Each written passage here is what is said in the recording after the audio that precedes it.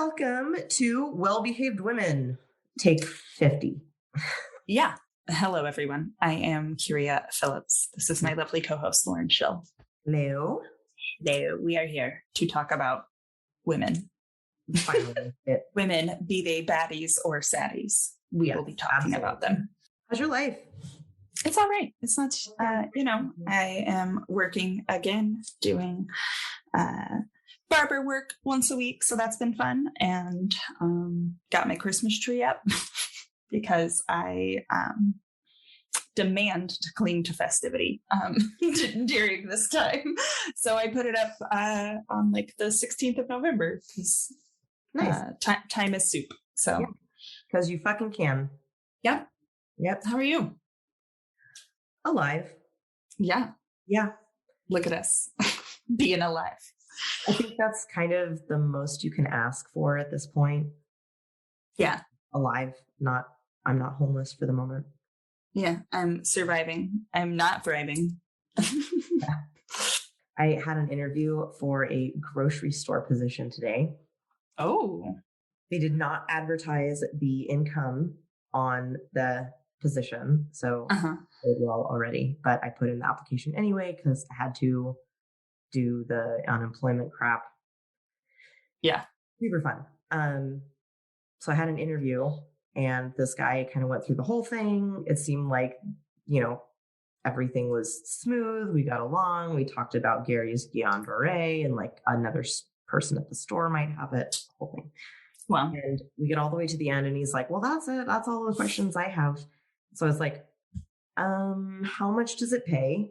Because I know what I put on the application of like my desired salary, but you haven't said anything about it. Mm-hmm.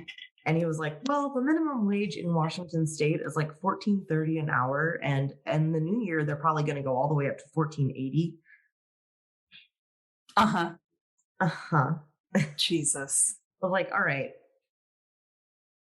So you're paying minimum wage, just all these benefits. And he goes, yeah, we have really good insurance. And I was like, is it at least employer paid? And he goes, yeah. Well, no, you take $35 off of your plan every paycheck.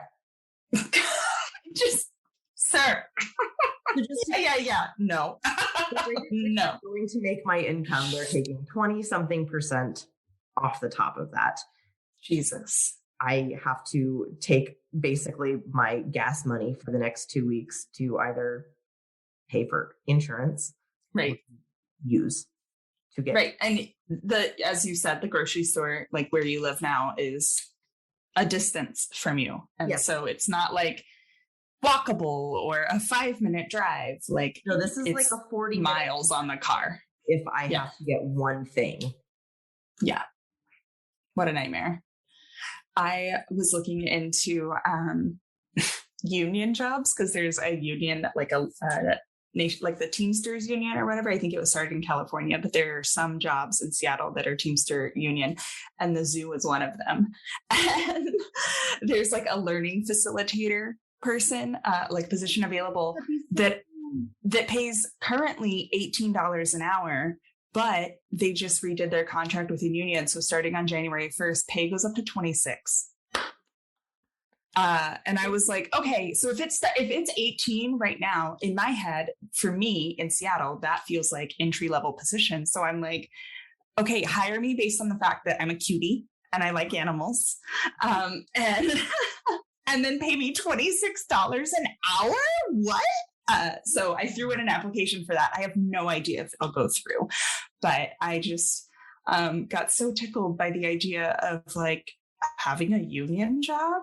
That would be very cool. Who am I? Okay. I was one of those people that grew up where like unions were bad. That was right. Sure. Everybody wanted to, it was union busting 101. Sure. Same. I grew up in Texas. So like either you were super for a union and you were a union worker through and through until the day you died, or you hated them. There was just no in between. And so it was like, I didn't grow up in a union family, so I didn't understand what's going on. Ladies and gentlemen, unions are the way. They actually give so good voices. They actually can act on behalf of a large workforce. And if you have the chance to get a union job, fucking take it. It's so good. Yeah. I look like the reason it entered my brain sphere the most recent days is because I was on TikTok of all places, and like a girl posted a job about how she has a union Costco job because several of the Costco's in California are union. So she gets paid $27 an hour at Costco. And if she transfers to any Costco, she gets union coverage. Nice.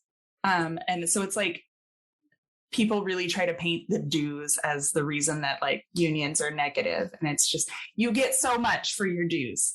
And even though you're paying dues, your rate of pay is far higher.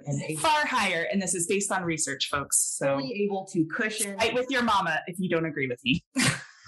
I'm not open for debate. Goodbye. I saw this really bullshit sign. I think it was from Delta.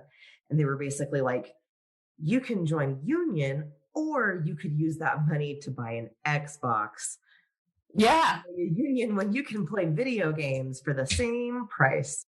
If you're part of the union, you would pay that much, but it would be cushioned by all of the higher earnings that you got. Yeah, higher earnings, better benefits, all of the good that comes with having team representation. Okay, are you actually ready to do this? Yes, we have a nice little intro. So join unions; they're good. That's the intro. This is not a video platform, but I am doing a double hang 10 sign. So there you go, guys. We're doing great. On this year in history, tensions in the American colonies come to a head, with King George's men attempting to destroy American military supplies. Later this year, Patrick Henry gives his last words, "Give me liberty or give me death." The whole year is full of military messes. Which one did he get? Just kidding. I'm pretty sure he got death. Yeah. Catherine the Great issues a manifesto that prohibits freed serfs from returning back to serfdom. Okay. Love that for her. Been able to get out of serfdom, no going back in. You're working. Right. You're getting paid. I know that you're at the very beginning. Have you watched The Great at all? No. It's a show on Hulu. Okay. I haven't either, but Jennifer and Donald both have told me that it's really very good. And so I was, I don't know, looking for a third. But yeah, they told me it was really very good. So anyways, I was just, go ahead. Manifesto. Great job, Catherine. I've been on a Brooklyn Nine-Nine kick lately. It's such a good, wholesome show. It's definitely one of my revisits for sure. Yeah. The Sayre brothers attempt to kidnap George III. And the first steam engine is patented and built. Ooh. Oh, and a smallpox epidemic breaks out in New England. Oh, okay. We're talking about epidemic. Oh, and yeah. And wash your hands, guys. Wash your fucking hands, wear your masks, get vaccinated. Yes. Yeah. This is 1775. Ooh. I will apologize to everyone before I get started on this. I'm going to butcher this, but I'm doing my best, I promise. Shi Hyang-ku, or Shil Shanggu, was born in Guangzhou, which is the current capital of the Guangdong province of China. We don't know exactly when she was born or really much at all about her early life, but around this time in the Guangdong province, and especially in the Pearl River Delta, which is the harbors for that area, it was not uncommon to find women out of nowhere working on a flower boat. These were floating brothels that hung out near ports all along the inside of the Delta. Oh, that is not what I thought. I thought the same thing. I was like, oh, cool. They're selling flowers from port to port. I was like, cute. No, wholesome. Not. I mean, like, whatever. Live your life. But my first thought was like one of those Mississippi River rollers that has like the paddle. Yeah. And it's just completely covered like from head to toe. Yeah. Like a parade boat. That's exactly what I was thinking is, oh, it's definitely this. No, it's a brothel. Much seedier. It's an 18th century brothel, even. But there were actually tons of these little boats, and they would all tie together. They'd tie to each other. It's like a huge area. It has this really bustling shipping industry, and was really, really involved in trade back in the 18th and 19th centuries. Okay. So flower boats were all over China, but in the Guangzhou district, they were a little more specialized, or they had ones that were a little more specialized and exclusive than flower boats in other areas of the Delta. So like there's tons of little ports, but there's like one little district that if you want a very specialized thing, you come here. Instead of servicing men from around the world who ported the area, these women catered exclusively to Chinese men. Oh, okay. Yeah. In fact, the only written records we have of foreigners in those specific brothels specify that they were guests of another Chinese patron and were not involved in any of the activities of the evening. So they were like old dudes watching in the corner. Okay. It was noteworthy enough that has been said over and over again is that foreigners actually did not participate in this area. Right. So they were invited to be present, or not invited specifically, but like they were welcome to be present if they were a guest person, and but they did not receive services. Yes, exactly. Interesting. Or they'd hang out in the common room or whatever, but they could not participate in any way. Mm-hmm. Shi Hyang-ku was first known to have been a companion on one of these flower boats, one of the very at that point, kind of an elevated flower boat. She was a very well-liked companion, and the story goes that Shi Hyang-ku used her talents in bed to garner information from her wealthiest clients and then use it against them. Okay. So So at 26, she was high up and doing very, very well for herself. Mm-hmm. And then she met Zhang Yi. Okay. So there are a bunch of different versions of this story, but the common ones, there's a bunch of different versions of these names. There's different versions of the story, but I'm kind of going with the most common of all of them. Okay. So really, really something. He was a pirate, and he was a really successful one. Like, he was well known in the area from a long line of pirates. He was in a pirate family. Oh, okay. This is fun. Yeah. So he was at the head of a large and fairly terrifying fleet of junk ships. And that's what they're actually called. They're like there's these kind of low riding, very quick, very agile boats. Mm-hmm. They were known as the Red Flag Fleet. They were 200 ships strong. That's impressive. Already under his belt. Yeah. And they were infamous throughout the Pearl River Delta, the whole thing. Just everyone knew the Red Flag Fleet's coming, just get your money and they'll leave you alone. So he was this famous pirate. He was super rich. He had all this stuff. And then he was a really big fan of Shi Hyang-ku. Okay. One story is that Zheng Yi, having become infatuated with love, called his pirates to arms, sacked the floating brothel, laid waste to everything, and carried Shi Hyang off as his plunder. Oh. Forced her to be his bride. Okay. The less dramatic version of the story is that Jing Yi said, like, hey, let's get married. And Shi Hyang was like, all right, cool. All right. Yeah, let's do that. Okay. But she was also, by that time again, very, very successful. So she was shrewd as fuck in her agreement to marry Zhang. Okay. Because he was already a very successful pirate, he had a lot of riches. So her stipulation, they were going to be partners. Ooh. Like a prenup. It was literally a prenup of, I will marry you on these conditions. This is what you're going to do. Otherwise, you won't get married. Yeah. Okay. I love that. Yeah. So Shi Hyang would participate fully in the business of piracy. Zheng Yi would bring her on as a fully equal partner. They would co-command the ship, and she was to be treated with just as much respect and just as in charge as Zhang was. Wow. Okay. The second condition was that because they were to run stuff together, they would actually split the loot 50-50 every time. Wow. Awesome. Right. And to be honest, if he stormed and destroyed a flower boat to gain her hand, 50-50 seems pretty reasonable. Like, yes, I'll also give you half of my riches. Please come be a pirate with me. Sounds fun. Yes.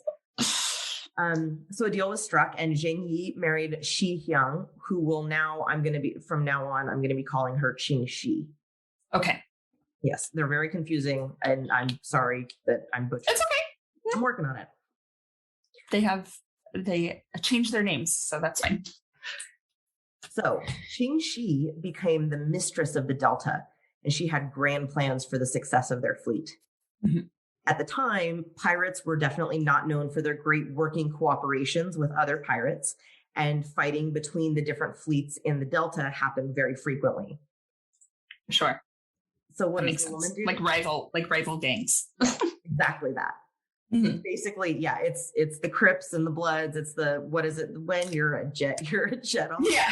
Just the West Side Story. Yes, very much so. So they were always fighting. But then the woman came along and she's like, fuck this. We're going to fix this problem.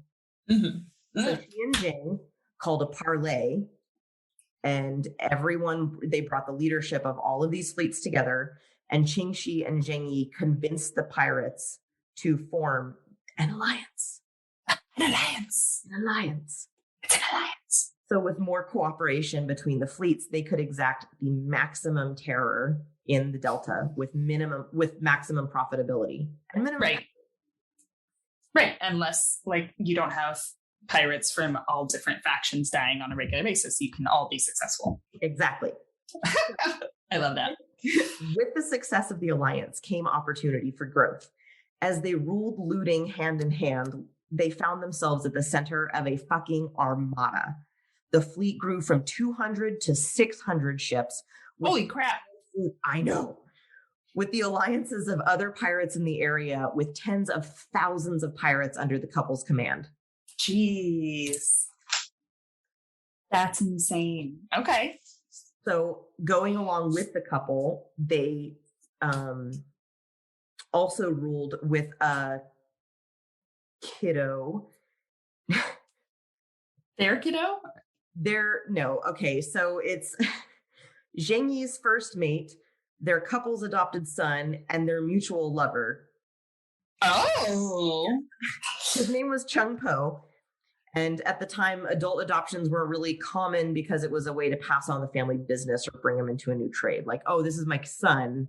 He is learning the family business. Okay. But he was also her lover. So. Okay. No, just her lover or both their mutual lover? I want to say it was mutual because they all like kind of were together. But okay. The only thing I can actually prove is that she and Chung were fucking. Okay. Whatever. That's fine. Yeah. Whatever. They were all happy is the point. So in 1804, the couple decided to pull a very big job. They blocked a Portuguese trading port located in Macau and refused to let the Portuguese ships in. They just sat there like a big dog in front of the door when he doesn't want you to like leave for the work for the day. And I'm sorry, Macau, is that like that's a port in China? I'm sorry. Port. Yeah, it's okay. So that's a port in China. So they were blocking the Portuguese from entering their port. Okay. I think it was a Portuguese name because it's the Portuguese port, but it's in China. Okay. I don't know how those things work. Like, I'm not upset. I was just more like, holy shit, they went around to Portugal to go be pirates. Like that's impressive. So I mentioned before this whole delta was, think of like the Chesapeake Bay and all the branches off it has. Okay. So the river delta, or this whole delta, was from the big ass Pacific Ocean in here. And there were tons, just hundreds and hundreds of miles of ports, of shorelines, of everything. Okay. It was a global port. Okay. Yeah. There was just tons of commerce coming through. Every type of nationality that was internationally trading at that time was going through. Okay. So they were like, today we're going to fuck with the Portuguese. Yeah.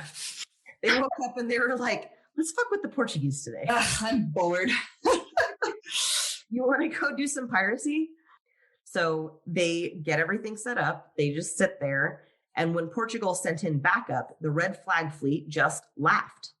And then Britain came to help, and the red flag fleet just laughed. They did, however, stand down when the British ships offered escorted passage to the Allied ships in the area to like bring supplies and stuff. Right. They were like, all right, fine. Since you have a British like chaperone, yeah, we won't get into a tussle right now. All right, well, if you allow us to escort you British ships to the Portuguese, we won't attack them. Yeah. And we won't, you can use this port, no problem, but you can't help Portugal out of this. Right. Yeah. So you can be the picket crosser. Yeah. Like, I'm just trying to get to work. Sorry. Sorry. No. Da, da, da, da, da, da, da, da, da. Elsewhere in the world. Elsewhere. So this is the early 1800s by this point. We've got Napoleon in France pissing off the Prussians. The U.S. had just gained independence a little over 20 years prior, and Lewis and Clark were just beginning their expedition to the west coast of the continental U.S. Okay. In China, there was an uprising by a group called the White Lotus Society with the goal of addressing the extreme wealth inequities in a few of the provinces that were around that area. Okay. So they had kind of their own little class war going on. People were starting to realize that slavery was kind of bad, so the abolitionist movement was growing. But at the same time, more enslaved people were being trafficked than ever before in the in the Atlantic slave trade. Mm-hmm. The concept of steam technology was brand new. The most basic form of electricity, the arc lamp, was a weird, dangerous new invention. And even fashion was seeing a big change. Women in high society had ditched those cramped, close-cut gowns with all the fucking corsets and shit. Right. Looser, flowing dresses that allowed them to emulate those Greco-Roman styles of times past. Okay. So, point is, all of these things in our lives that we take for granted or even think of as the most like basic levels of technology was new and largely undiscovered at that point. Right. It was like it's being created and also untrusted. Like completely untrusted, because what is this fucking witchcraft? Like, we had the witch burning just a little while ago. We can do it again. What are you doing? How'd you make light? Yeah, it's not great. But what was more in this time period, as a reminder, women still meant absolutely nothing in most places. And on ships, they meant certain bad luck. Oh, okay. They were not considered good. They were considered extremely bad luck on any ship, except for in China. Oh, okay. I was like, wait a second. Okay, but in like Western countries. In 1806, after being together for only 6 years, Ching Shih died while they were in Vietnam. Oh. Yeah. So there's two stories. One, he was murdered, and two, he died during a typhoon. Okay. But either way, Ching Shih was now a single mother of two because she had kids with Jing. Okay. She was a single mother of two at the head of a 600 plus ship armada. Wow. No male counterpart to back her up. Wow. Do you believe like one story over the other? Whether or not he was murdered or... Oh, okay. I was just curious if you had a... I would imagine. So obviously, like, kind of the better story is that he was murdered because, you know, pirates and... It's spicy. It's spicy, exactly. Like, it's kind of cool. But also, like, a typhoon is a very tragic death. So, and basically the end point, especially because their piracy was that was a career choice for them. Right. It, you know, it doesn't really matter. It's like if I worked at a bank and, you know, someone killed me at a bank or whatever. Jesus. But point is, the outcome was the same, which was she was now a single mother of two kids. Young, too. Tens of thousands of sailors that are just like waiting for orders. Right. So pirate vessels often had a few women on board, but it's not really clear to what extent they were or were not practicing pirates. Okay. Unlike in the West, South China, there was absolutely no stigma attached to women being on board a ship. But it wouldn't have been easy. It wasn't easy for anyone to be a pirate, and then especially a pirate's widow, all of a sudden in charge, like expecting all this respect from all these other people. Because, you know, even though she's a 50-50 partner, their decisions are going to be the same. So it's going to be as one voice. You still have no voice present to back you up. Right. Of course. Right. Yeah. Okay. So Ching called a meeting of her pirate captains. Some of them had attempted to desert following Zhang's death, which was exactly what she was afraid of. She was afraid that as soon as he died, she would start losing people. Okay. Now I'm going to read from this amazing article I read off of Museum Hack, which is it's a website by Haley Milliman. Ching Shih threw down a challenge. Either they could try to escape and probably die, or they could serve under a woman and become the baddest fleet the world had ever known. Now, we imagine that scene went a little something like this. Ching Shih laid out her terms to the fleet captains. The pirates looked at each other slowly and then back at Ching Shih. After a long pause, the biggest and burliest of them said something like, "I'm in," and the rest followed suit. A light, salty breeze tossing her hair raised one eyebrow and said, "Let's get to work, boys," as the violins swelled. Oh. Or, something like that. I want that to be an anime now. I know. I think that would be really fun. Yeah. So they agreed, and she fucking ruled. Amazing. Okay. She's now the first vagina-owning ruler of the Red Flag Fleet ever. And as we with vaginas know, that meant she couldn't just be as bad and terrifying as Zhang. She had to be much more so. Yep. So firstly, Chung Po, her adopted son / lover. Sure. Yeah. Already been established part of her life. And so she and Chung Po, quote unquote, married. Okay. In a pirate's ceremony to basically solidify that he's going to be loyal to Ching Shih and she is going to be the one that rules. Right. Okay. So then she implemented changes in behavioral codes of conduct among her fleets. Ooh. Ching Shih insisted that this set of rules be posted in public areas of the ships so that everyone could have access to them at all times. Union. They went as follows. 1. Ching Shih is boss. Any attack that occurs must be under strict orders from only her. If you disobey, you don't really need your head now, do you? Incredible. I mean, terrifying, but incredible. 2, stay on your ship. If you leave without permission or disobey any other lesser orders, clearly you don't need your ears because you can't hear anyway. Then to rub salt in the wound, you're paraded around the ship for all the crew to see that you can't follow minor orders.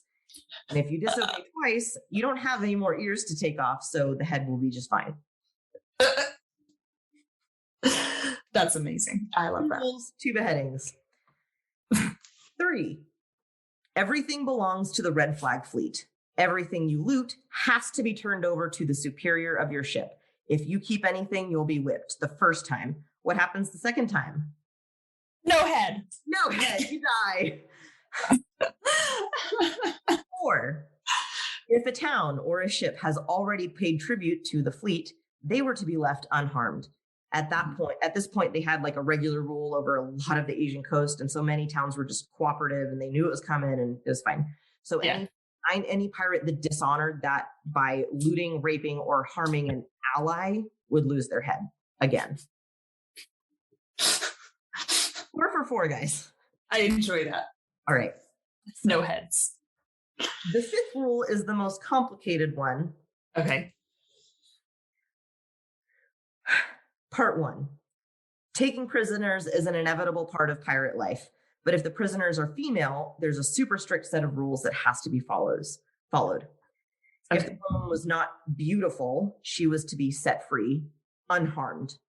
If she was beautiful, the captor pirate was allowed to take her as a wife. But only if he was a completely faithful husband, cared for her, and didn't abuse her. Okay. If he cheated on her, no head. No head. If he beat or raped her, no head. No head. Consent is super sexy, guys. I love how it's all right, okay, fine. You could kidnap a wife, but be nice to her. Come on. Sometimes you just got to kidnap your wife. And honestly, you just have to kidnap a wife. I think this is what lends a little bit of validity to the idea that Zhang Yi just tossed her over his shoulder and walked away as the rest of it pillaged and plundered, because she's fine with it as long as agree to as long as you guys can agree to the terms of minimal good treatment. Yeah, that's crazy to me. So funny. Okay. So Only with permission from Ching Shih, per this strict code, could you bang. Consensual sex between unmarried people without following this very strict code of conduct would. Oh, okay. So you can't. So not super sex positive because you can't like just sleep around. No, but it's because they didn't want like fraternization, and they concentrate on being a fucking pirate. So if you didn't follow this strict code of conduct, the pirate lost his head, and the woman would be sunk to the ocean. Okay. Yeah. And I will take the beheading, actually. Nice. I petition for the beheading myself. I'd prefer not to drown. So all of this, and then the very last rule, if it wasn't already obvious on all these others, no raping. You could not at all. Right. Because we'll take your head. No raping. And so it went. Ching became the terror of South China. The fleet became color-coded at one point, with red at the center of it all. Mm-hmm. She implemented central banking into the organization. Okay. The crew of any given ship was allowed to keep 20% of their plunder. The rest had to go to the fleet as a whole. Okay. So this usually allowed ships to enough to like hold behind to keep up their own ships and be able to pay the pirates for their wages. Right. Okay. Fair wages. It also made the fleets interdependent. So the success of one raid was helpful to everyone. And if one ship didn't bring in enough to cover the costs of their upkeep, the central vault could compensate from the larger, more successful ships. Okay. Everyone benefits. You keep what you need. We have this stockpile so that whenever anyone is in need, they can pull from it. But they actually were able to pull from it. Ching Shih made the red flag fleet wealthy as fuck. This was also why reporting all loot to the ship was so important. They had to know everything they had. And what is worse, when you steal from even one raid, you're stealing now from a 1,000 ship strong fleet of pissed off pirates that wouldn't blink twice at killing you on the spot. Right. No one's going to think twice about you being a selfish bastard and losing your life. Right. Yeah. So they're not going to go to bat for you. Yeah. You might as well just report it because you're going to get paid fairly anyway. Mm-hmm. So there wasn't really a whole lot of room for error there. It wasn't worth the effort of stealing anyway because they stayed busy. Busy. Yeah, they were busy bees. Anyone who resisted her or tried to abandon was a fucking moron. So she did this thing where she nailed their feet onto the deck and then just beat the shit out of them. Oh no. Ow. But your feet are nailed to the floor. So yeah.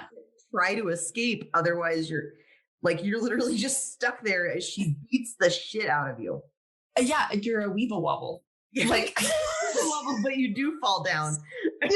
But I mean, but it takes a while because your feet are nailed down, and so you just fall forward. Ankles break, and then you're just flopping around. And I just feel like at first you're a bit of a weeble wobble for sure. First you're a boxer. You're like, all right, let's dodge it. Let's see what's going on. Come on. And then you get that first punch, and you're just like, woo!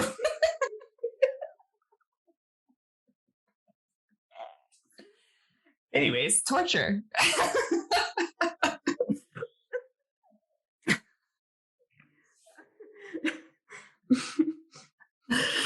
Weeble wobbles.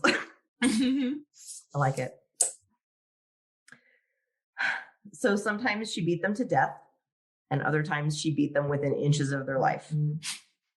She ruled with an iron pussy, and she became the most feared pirate in South China Seas had ever known. Incredible. I love this for her. Mm-hmm. Every port and international trading company knew and feared her. She caught the attention and extreme annoyance of Portuguese and British trading ports in particular. But most of all, and best of all, the Chinese emperor absolutely fucking despised her. He was being made a fool of by a woman. Right. Ooh, he did not a good look. He did not like this. It was not. No. This is not good. She basically owned the coast, and she was profiting beautifully off of his people. He was tired of her reign of terror and the fact that so many people were loyal as fuck to her and her fleet over the emperor's men. Right. Yeah. He even at one point went so far as to offer amnesty to all Chinese pirates under the red flag in an attempt to shrink her fleet. Ooh. So it was a joke because she was really good to her crew so long as they obeyed her, and they weren't going to leave, and her fleet was not going to stop being a problem anytime soon. Mm-hmm. So he did what any ruler in his situation would do. He sent to war. What? He went to war. I don't know. I'm guessing. He sent someone else to fix his problems. Okay. He sent an armada of Chinese naval ships to challenge the Queen of Pirates. Okay. That day, Ching Shih's fleet grew by 60 ships. Oh! And their crew. Oh, okay. The option was you can join our armada, become rich as kings, and live, or you can be nailed to your decks and have the shit beat out of you, possibly by a woman, until you were dead or wished that you were. Right. Okay. So they chose life. That's awesome. This incensed emperor. Mm-hmm. Now his fleet was significantly smaller. His enemies was larger by just a small percentage at that point. Like he's lost his fleet by half, but hers... And she just got a little, like a couple in comparison to what she had before, like a tenth of her original ships. Yeah. Sure. You guys can join. I think we can absorb you. Sure. Yeah. Corporate life at its finest. we can afford this. So he couldn't afford the losses with the shrewd sense imbued to all emperors. He also decided to send other people to do his job for him. And he asked for help from their allies in Port Terre, Britain and Portugal. Okay. And when I say he asked for help, I mean he bribed them to help them once and for all. Hip. It was that like fucking Muppets, the new Muppets movie with You got me, babe. I haven't. You don't have to. There's this moment where they're in a boardroom and they're talking about evil things, and we're gonna take him down once and for all. Baddies. We're baddies. Yeah. Exactly. Maniacal laugh. Okay. So they all got together. Portugal sent ships. She defeated them. She took their ships. The fleet grew. Perfect. Britain sent ships. She defeated them. Mm-hmm. She took the ships. The fleet grew. Perfect. So Ching Shih was now running an armada of around 1,000 larger junk ships, over 800 smaller junk boats, and kept 70 to 80,000 pirates obediently under her rule. Holy shit. At this point, the red flag fleet is unstoppable against any single one armada, and everyone knew it. Mm-hmm. So finally, everyone got their heads out of their asses, and they were like, you know what, if we send a bunch of people at the same time? Right, yeah. Cooperate. So the Portuguese... An alliance. They made their own. An alliance. So the Portuguese, the British, and the Chinese ships all loaded as much ammo as they had left, and they set sail under the cover of night toward a place called Tiger's Bay. Okay. I believe the first fleet that they encountered was the Black Flag Fleet. Okay. A contingent of those smaller junk boats, and they were the kind that probably ended up relying a lot on the protections of their larger fleet counterparts. They were the ones who like kind of needed to make up for the difference in incomes, that kind of thing. Right. The counterparts in battle, they weren't there. They weren't backing them up wherever they were in the water. So the combined forces of all of these three bigger allies obliterated the small ships, like just completely destroyed them. So when she heard about it, Chung Po sailed the Red Flag Fleet to aid, but it was reactionary. And so basically they were just like, let's go get him. And they didn't actually think it through. So they started to lose more forces. Right. At this point, the best thing for Ching to do in order to avoid any more losses than absolutely necessary was to hold a standoff. Okay. So she kept a stalemate. She wasn't going to surrender, and they knew it. So they tried to negotiate. Mm-hmm. It lasted for weeks. Some say months. Wow. But it was a long time. They were all just sitting here going, we can wait. Wait. Guys, she knew that there was no way to win this. And now she's responsible not only for the lives of the men that the pirates that boarded her boats, but the other 70, like the other families of these pirates. Right. Okay. Were also helpless and actually didn't participate. They were truly innocent bystanders. Right. That their home just happened to be on a pirate boat or whatever. So if she went down, all of them did. And she wasn't happy about it. It wouldn't be pretty. It was going to be really bloody. It was horrible. So all this cruelty and terror that she had inflicted on the rest of China, she knew was going to be paid back on her 10 times over. Okay. So then she had this genius idea that was just crazy enough to work. Okay. So from the Red Flag Fleet, she gathered as many wives and children of her crew that she could. They went ashore, and Ching Shih led them unarmed into the offices of the emperor. She just walked up and was like, I'm ready to talk. And people knew her enough at that point where they were like, right this way. Okay. Okay. Emperor's that way. Let's go. With all her women. Like she also had, okay. Yeah, she had about 17 women and children that she brought ashore. So it was a small contingent, but it was like almost 20 people. That's a lot. Yeah. So he wanted the entire fleet to kneel before him. And she refused. Sure. And so did all the women and children. They just stood there. Right. So what happens next is disputed amongst sources. Some say that she begged the emperor for amnesty. Others say the emperor was basically willing to give her whatever the fuck she wanted to just stop. Right. Right. But whatever happened, especially because she played the family card, whatever it was that she used the women and children to show exactly what her army was made up of. People, humans, children. Your Chinese citizens are my employees. These are people. Right. Okay. So Ching Shih agreed to disband the Red Flag Fleet. Out of the 80,000 some odd people involved in her fleet, only 200 something were punished. Wow. Yeah. In any way at all. Complete amnesty was granted to everyone else. They were, as far as anything official went, fully contributing and lawful members of society. Wow. Okay. Chung Po, her husband, was given a position as a captain in the Chinese Navy. Wow. Okay. His crew, anyone he wanted. And funny enough, there were a lot of sailors newly looking for work. They had just lost their jobs. Sure. Yeah. In fact, the naval branch grew by quite a lot.